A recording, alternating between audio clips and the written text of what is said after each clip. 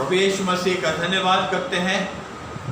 समय उसने हमको दिया, ये दिन हमें दिया कि हम उसकी आराधना करने के लिए यहाँ इकट्ठा हुए और लोग अपने परिवारों में इकट्ठा हैं। तो हम सब के लिए परमेश्वर का धन्यवाद करते हैं कि प्रभु यीशु मसीह हमें दिन और समय देता है, अनुग्रह देता है, ताकि हम उसकी आराधना अपने घरों में बैठ करके, जबकि ये समय है हम ज़्यादा लोग इकट्ठा नहीं हो सकते, लेकिन प्रभु यीशु मसीह अपने अपने घरों में लोगों को इकट्ठा करता है ताकि आराधना में इकट्ठा हो परिवार के साथ और उसकी आशीषों को वचन के द्वारा, गीतों के द्वारा प्राप्त कर सके।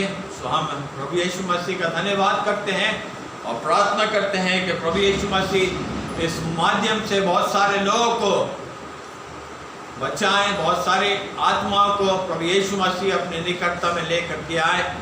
और हमें प्रार्थना करने की आवश्यकता है कि परमेश्वर इस ऐसे समय में लोगों को जागरूक करे और ताकि वो आत्मिक रीति से ठंडे ना हो जाएं, लेकिन और भी दृढ़ और मजबूत होकर के परमेश्वर की महिमा अपने जीवन के द्वारा करने पाएं। तो इस गीत को गा करके हम परमेश्वर की महिमा करेंगे।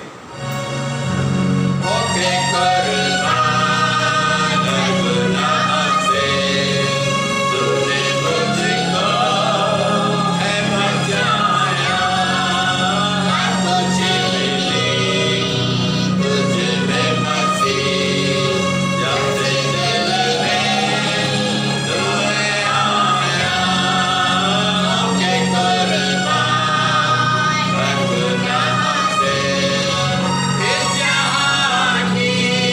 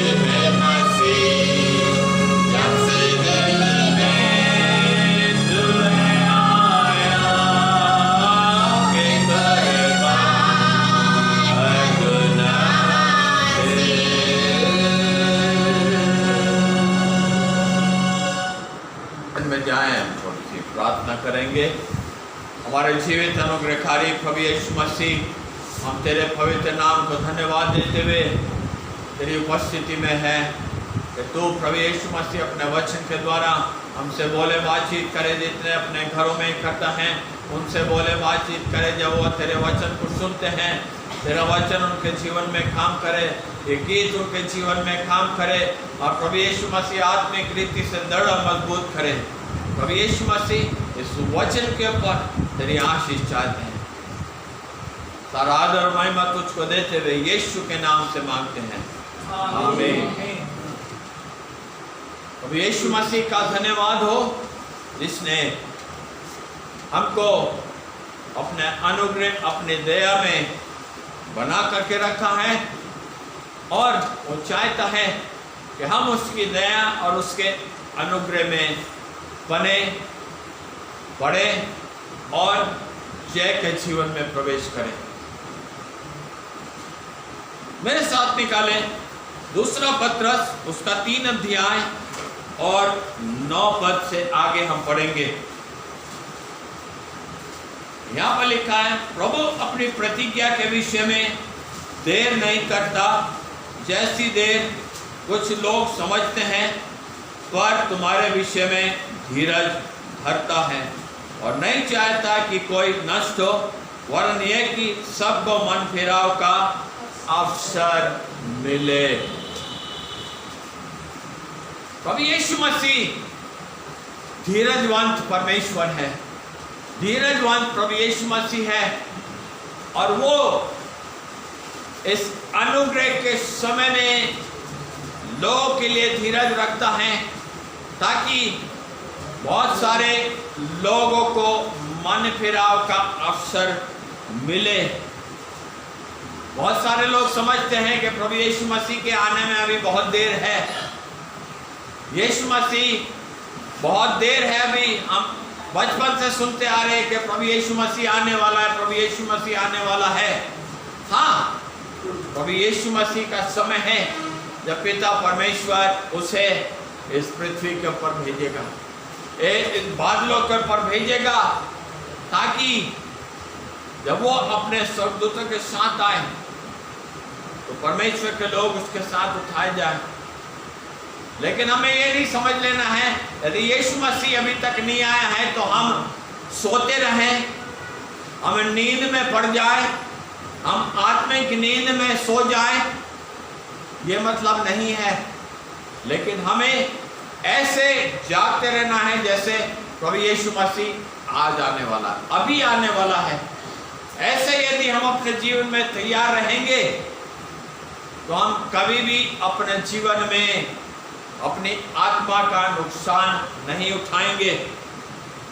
लिखा हुआ जैसे देर कुछ लोग समझते हैं, संसार के लोगों को नहीं मालूम है प्रभु यीशु मसीह कौन है, और जानते भी हैं तो अनभिज्ञ बने रहते हैं कि हम किसी जीवित परमेश्वर को नहीं जानते, हम किसी जीवित परमेश्वर के विषय में हमने नहीं सुना। शैतान उनको मिथ्या में, उनको बहुत सारे ऐसे बंधनों में, ऐसे विचारों में डाल करके रखता है कि वो सच्चाई को इनकार करते हैं, वो सच्चाई को मानना नहीं चाहते। बहुत सारे बड़े लोग भी इस बात को जानते हैं कि जीवित परमेश्वर, एक ग्रंथ में यीशु मसीह के विषय में लिखा हुआ है। कोई ऐसा ग्रंथ नहीं है जिसमें यीशु मसीह के विषय में नहीं लिखा, लेकिन धर्म ग्रंथ के जानने वाले लोग उस सच्चाई को लोगों तक प्रकट नहीं करते हैं। उनके ग्रंथों में लिखा कि यीशु मसीह एक दिन आएगा। हालेलुया, एक दिन यीशु मसीह आएगा।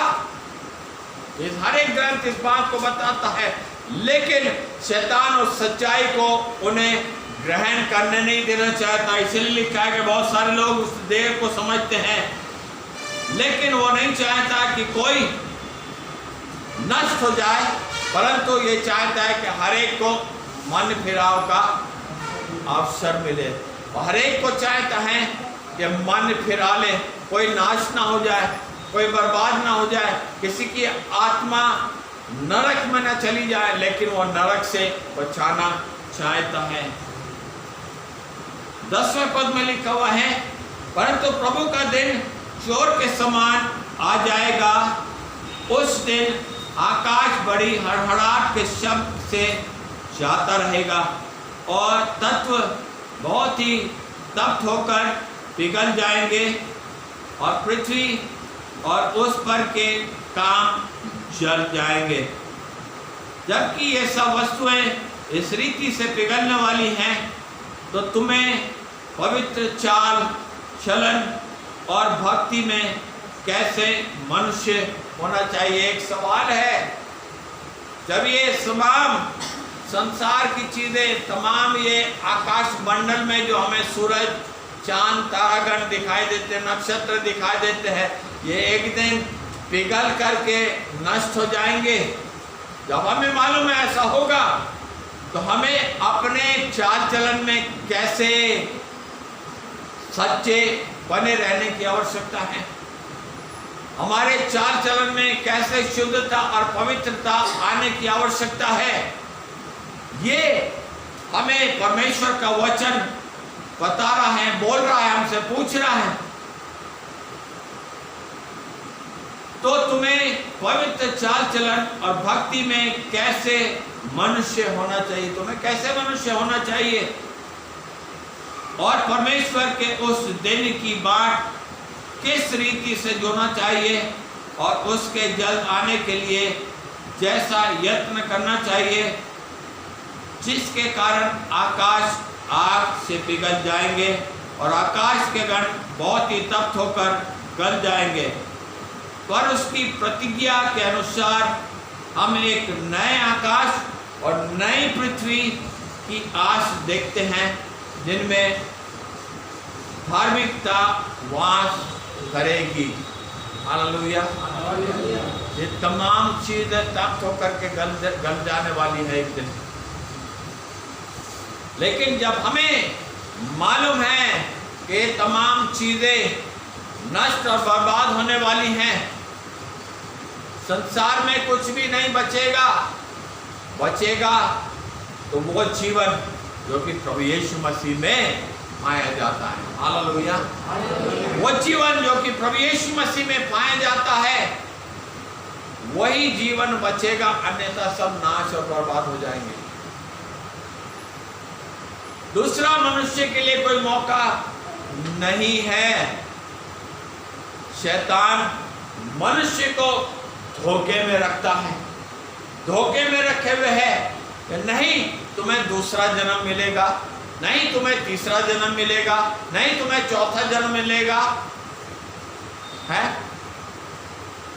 84 लाख योनियों में से होकर के तुम गुजरोगे। जीवन कितना है? क्षण भर का जीवन है, क्षण भर का जीवन है। 80 साल का जीवन है, 84 लाख किसने देखे?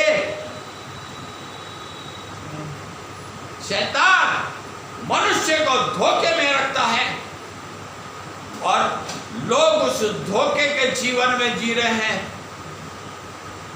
यदि हम इस जीवन में हमने अच्छे काम करके नहीं मरे, दूसरे जीवन में हम अच्छे काम कर लेंगे। मेरे अजीजों, परमेश्वर का वचन ऐसा नहीं बताता। यदि हम पढ़ें इब्रानियों उसका 9 अध्याय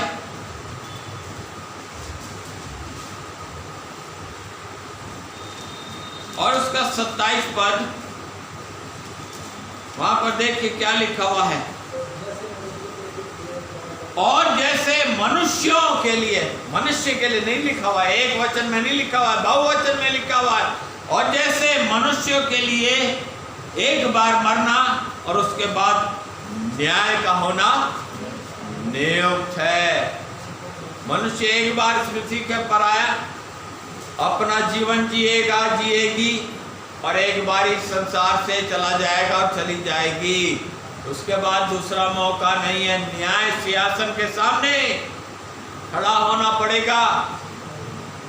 प्रभु यीशु मसीह के न्याय सिंहासन के सामने खड़ा होना पड़ेगा, पिता परमेश्वर के सामने खड़ा होना पड़ेगा और अपने जीवन का लेखा देना होगा।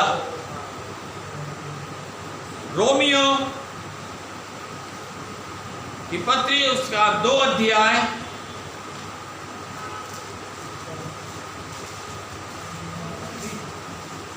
उसका 2 अध्याय और उसका 4 पद मैं पढ़ूंगा। क्या तू उसकी कृपा, इसकी कृपा प्रभु यीशु मसीह की कृपा, पौलुस रोमियो के विश्वासियों को लिख रहा है, आज मुझे और आपको लिख रहा है, जितने अपने घरों में सुन रहे हैं उनको लिख रहा है।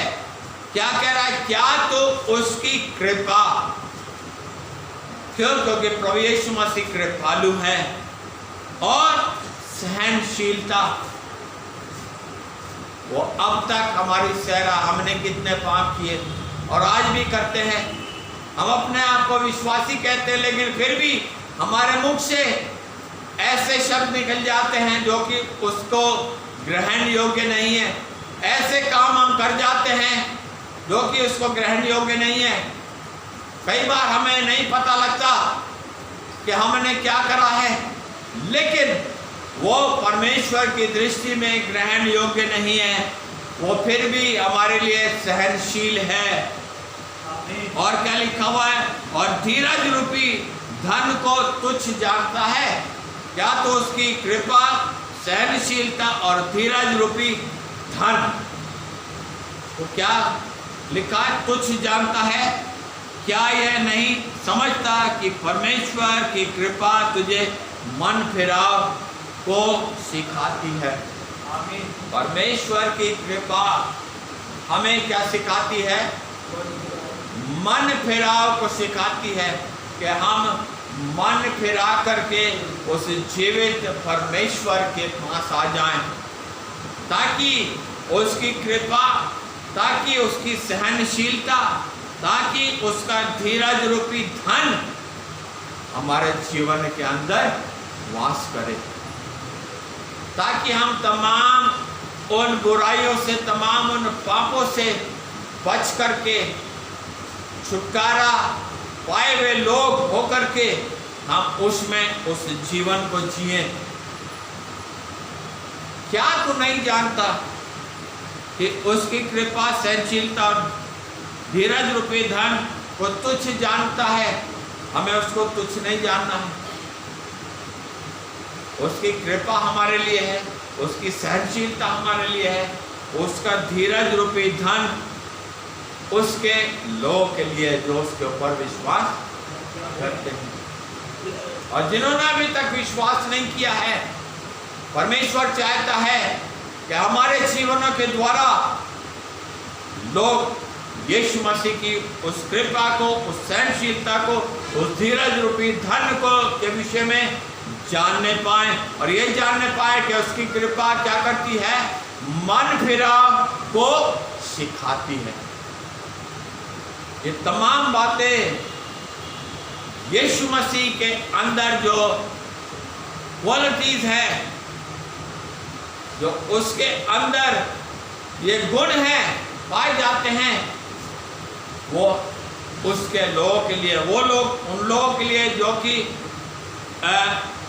मन फिराते हैं, जो कि मन फिराव के पास आते हैं, अपने पापों से पश्चाताप करते हैं, अपने जीवन को उस जीवित प्रभु यीशु मसीह के हाथों में देते हैं, जिसने मानव जाति के लिए अपने प्राण को क्रूस के ऊपर दिया।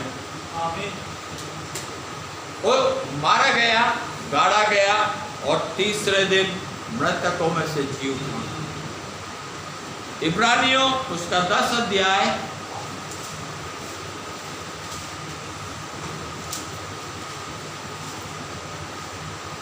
और उसका 37 पद में पढ़ूंगा, क्योंकि अब बहुत ही थोड़ा समय रह गया है।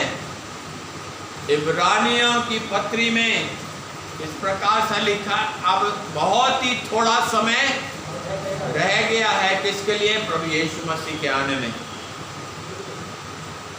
जबकि आने वाला आएगा और देर ना करेगा। आने वाला हमारा प्रभु यीशु मसीह है, वो देर नहीं करने वाला है, वो अपने नियुक्त समय पर आ जाएगा। लिखा है 2 स्त्रियां चक्की पीसती होंगी, एक उठा ली जाएगी और 2 व्यक्ति एक खाट पर सो रहे होंगे, एक उठा लिया जाएगा और दूसरा वहीं रह जाएगा। पायलट जहाज उड़ा रहा होगा, पायलट अगर प्रभु यीशु मसीह में है, यदि विश्वासी है, तो वो उठा लिया जाएगा। और क्या होगा फिर? बहुत ही कोहराम का समय होगा। उस समय प्लेन क्रैश करेंगे, बसें क्रैश करेंगी, कारें क्रैश करेंगी, 2 व्हीलर क्रैश करेंगे। क्यों? क्योंकि कोई ना कोई कहीं ना कहीं विश्वासी होगा, है ना? इसीलिए परमेश्वर चाहता है कि हर एक को, जब उसने मन फिराव का अवसर दिया है, हर एक उस मन फिराव को अपने जीवन में पालें, क्योंकि आने वाला आएगा और देर ना करेगा। पर मेरा धर्मी जन विश्वास से जीवित रहेगा। हालेलुया। हम किसके द्वारा जीवित रहते हैं? उस विश्वास के द्वारा जो प्रभु यीशु मसीह ने मेरे और आपके और हर एक सुनने वालों के जीवनों में दिया है, कि वो उस विश्वास को थाम करके रखें। और यदि वो पीछे हट जाए तो मेरा मन उससे प्रसन्न ना होगा। और यीशु मसीह को दुख होता है यदि कोई विश्वासी जन अपने विश्वास से हट जाता है या हट जाती है। तो हमें अपने विश्वास को थाम करके रखना है। जैसे पौलुस ने अपनी पत्री में कहा, मैंने अपने विश्वास की रक्षा करी है। क्या हमने अपने विश्वास की अब तक रक्षा करी है? यदि रक्षा करी है तो उसने अब तक हमें संभाला है, अब तक हमें जीवित रखा है कि हम इस पृथ्वी के ऊपर जीवन बिताएं और उसकी महिमा अपने जीवन के द्वारा हम कर सकें। हमारे अंदर कोई योग्यता नहीं है, हमारे अंदर कोई अच्छाई नहीं है, हमने कोई अच्छे काम नहीं किए थे जिसके द्वारा हमने इस बात को पा लिया। लेकिन ये प्रभु यीशु मसीह का अनुग्रह हमारे जीवनों के ऊपर है कि उसने हम पर अनुग्रह किया, उसने हमारे पापों को अपने बहुमूल्य लहू के द्वारा धो दिया, ताकि हम पापी बचाए जाएं। हम जिन्होंने अपने जीवन में उसको अपनी पीठ दिखाई, उसने हमें बचा करके हमें वो अनुग्रह दिया कि हम उस जीवन में चलें जो प्रभु यीशु मसीह ने मुझे और आपको दिया है। अंत का वचन जो मैं पढ़ना चाहता हूँ वो ये है, 1 तीमुथियुस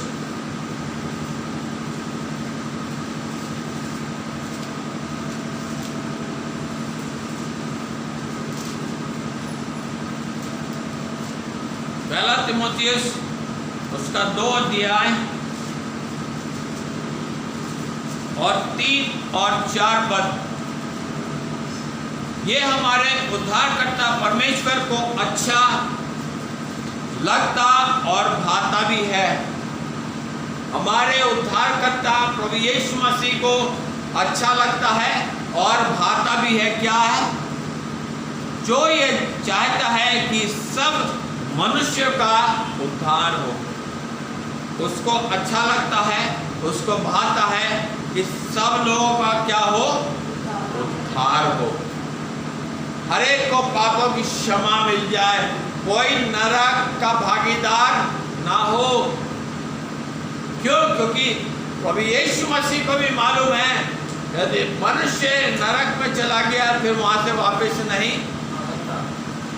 हम लाजर और उस धनवान की विषय में जानते हैं, जो कि परमेश्वर के वचन में हम पढ़ते हैं। लाजर मरा, परमेश्वर की गोद में गया। धनवान मरा, कहाँ गया? अधोलोक में गया। और वहां से कह रहा है कि लाजर को भेज दे कि मेरे कि अपनी उंगली का सिरा भी होकर मेरी जीभ को ठंडा करे।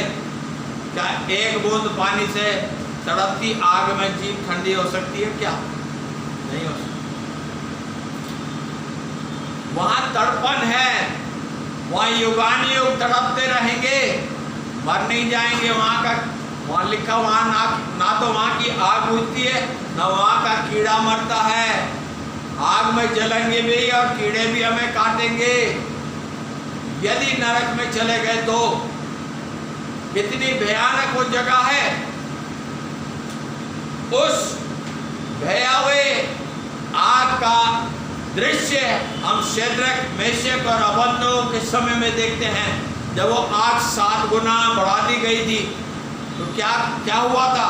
जितने लोगों ने शेद्रक, मेशक और अबेदनगो को आग में डाला था वो झुलस करके, लेकिन शेद्रक, मेशक और अबेदनगो का बाल भी बांका क्यों? क्योंकि प्रभु यीशु मसीह स्वयं उस आग में था।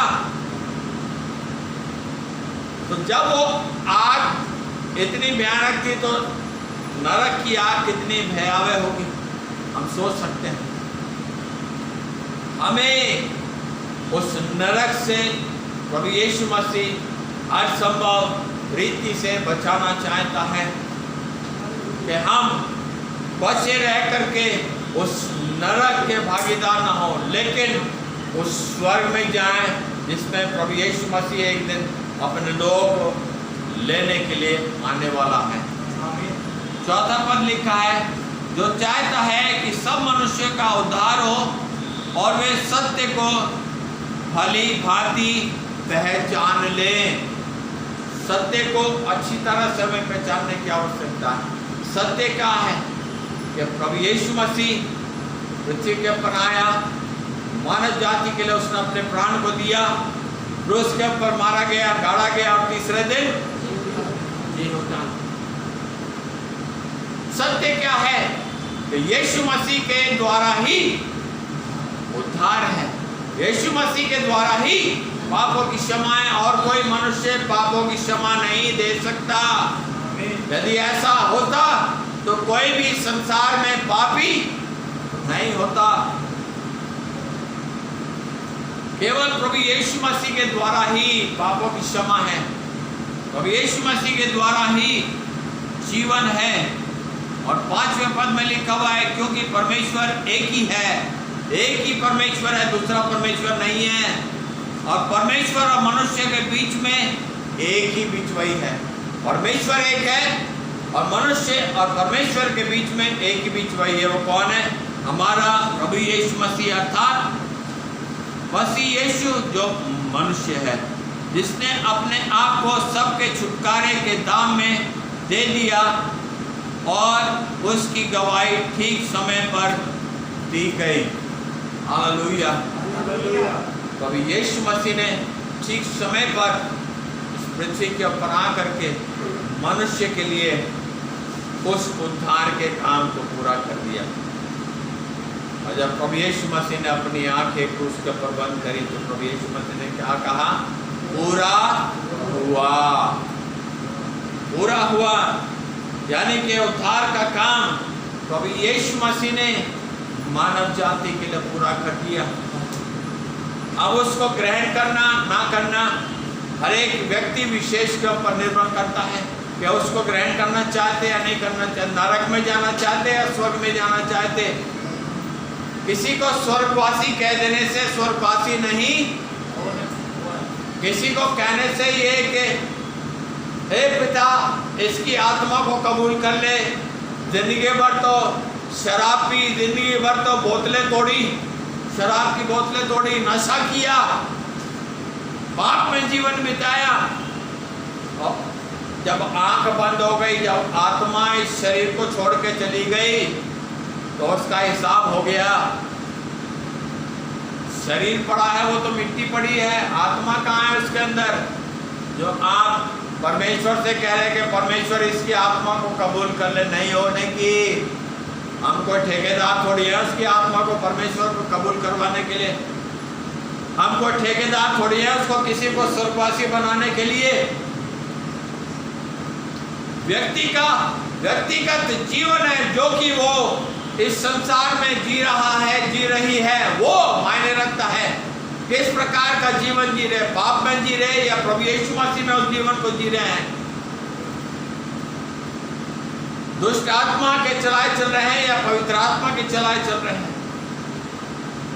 किस आत्मा के चलाए चल रहे हैं, हमें सोचने की आवश्यकता है और अपने जीवन को उस यीशु मसीह के हाथों में दे करके उसी प्रकार से यीशु मसीह की दया, सहनशीलता और दया रूपी धन को पा करके आगे बढ़ते जाने की आवश्यकता है, ताकि हम में से हर एक जो प्रभु यीशु मसीह के कहलाते हैं, हम किसी भी प्रकार से उस नरक के भागीदार कोई अपनी करनी के द्वारा ना चले जाए, लेकिन निरंतर हम इस प्रकार से प्रभु यीशु मसीह की बात जो है जैसे कि वो आज और अभी आने वाला है। प्रभु यीशु मसीह अपने वचन के ऊपर आशीष दे। आइए हम प्रार्थना करेंगे। प्रभु यीशु मसीह, हम धन्यवाद करते हैं इस अद्भुत वचन के लिए जो प्रभु यीशु मसीह तूने दिया। तूने अलग अलग जगहों से अपने वचन के द्वारा बताया कि प्रभु यीशु मसीह तो किसी के नाश होने से खुश नहीं होता, लेकिन तू चाहता है हर एक को मन फिराव का अवसर मिले। और प्रभु यीशु मसीह, लोग तेरे आने की देर समझते हैं, लेकिन तू चाहता है कि लोग उस सोच में, उस विचार में पड़े ना रहें और अंत में अपनी आत्मा को नरक में झोंक दें। लेकिन प्रभु यीशु मसीह तू हर एक के ऊपर दया करना चाहता है, ताकि हर एक अपने पापों की क्षमा को पा करके तुझ में उस जीवन को पाले जो कि तू देने के लिए इस पृथ्वी के ऊपर आया। इस वचन के लिए तेरा धन्यवाद करते हैं। हर एक सुनने वालों के लिए तेरा धन्यवाद करते हैं जो इस वचन को सुनेंगे।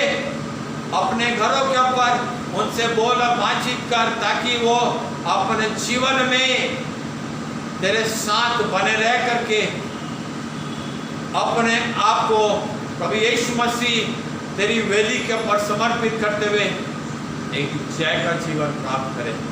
हमारे प्रभु यीशु मसीह का अनुग्रह, हमारे पिता परमेश्वर का प्रेम और पवित्र आत्मा की सहभागिता हम सबों के साथ होती रहे। आमीन। प्रभु यीशु मसीह आप सबों को आशीष दे। जय मसीह की।